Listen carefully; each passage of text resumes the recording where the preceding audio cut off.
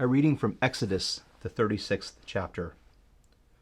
Bezalel, Oholiab, and all the skilled people are to work based on everything the Lord has commanded. The Lord has given them wisdom and understanding to know how to do all the work of constructing the sanctuary. So Moses summoned Bezalel, Oholiab, and every skilled person in whose heart the Lord had placed wisdom, all whose hearts moved them, to come to the work and do it. They took from Moses' presence all the contributions that the Israelites had brought for the task of making the sanctuary. Meanwhile, the people continued to bring freewill offerings morning after morning.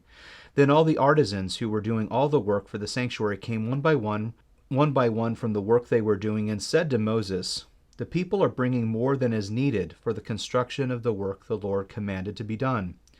After Moses gave an order, they sent a proclamation throughout the camp, "Let no man or woman make anything else as an offering for the sanctuary." So the people stopped. The materials were sufficient for them to do all the work. There was more than enough.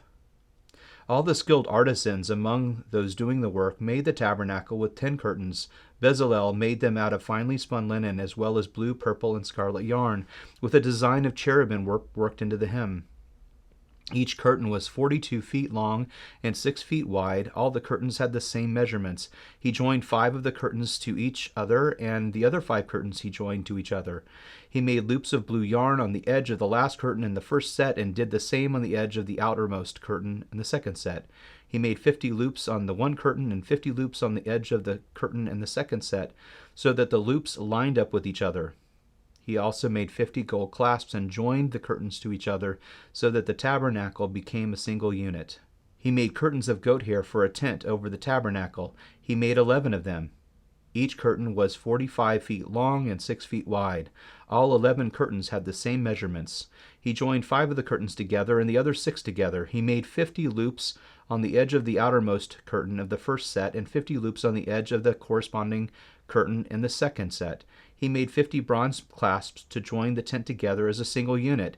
He also made a covering for the tent from ram skins dyed red, and a covering of fine leather on top of it.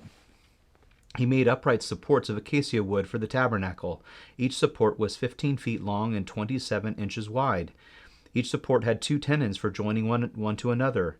He did the same for all the supports of the tabernacle. He made supports for the tabernacle as follows: 20 for the south side, and he made 40 silver bases to put under the 20 supports, 2 bases under its first support for its 2 tenons, and 2 bases under each of the following supports for their 2 tenons. For the second side of the tabernacle, the north side, he made 20 supports with their 40 silver bases, 2 bases under the first support, and 2 bases under each of the following ones.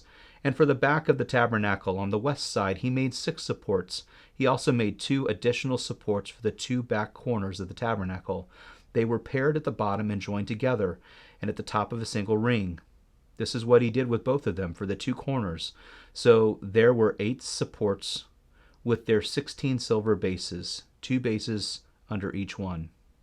He made 5 crossbars of acacia wood for the supports on one side of the tabernacle, 5 crossbars for the supports on the other side of the tabernacle, and 5 crossbars for those at the back of the tabernacle on the west. He made the central crossbar run through the middle of the supports from one end to the other.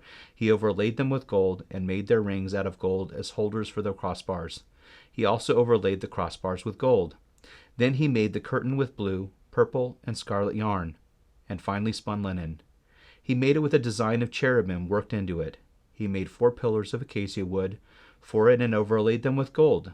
Their hooks were of gold, and he cast 4 silver bases for the pillars. He made a screen embroidered with blue, purple, and scarlet yarn, and finely spun linen for the entrance to the tent. Together with its 5 pillars and their hooks, he overlaid the tops of the pillars and their bands with gold, but their 5 bases were bronze. Beloved is where we begin. If you would enter into the wilderness, do not begin without a blessing. Do not leave without hearing who you are. Beloved, named by the one who has traveled this path before you. Do not go without letting it echo in your ears. And if you find it is hard to let it into your heart, do not despair. That is what this journey is for. I cannot promise this blessing will free you from danger, from fear, from hunger or thirst, from the scorching of sun or the fall of the night, but I can tell you that on this path there will be help. I can tell you that on this way there will be rest. I can tell you that you will know the strange graces that come to our aid only on a road such as this, that fly to meet us, bearing comfort and strength, that come alongside us for no other cause than to lean themselves toward our ear, and with wither curious insistence whisper our name, beloved, beloved, beloved.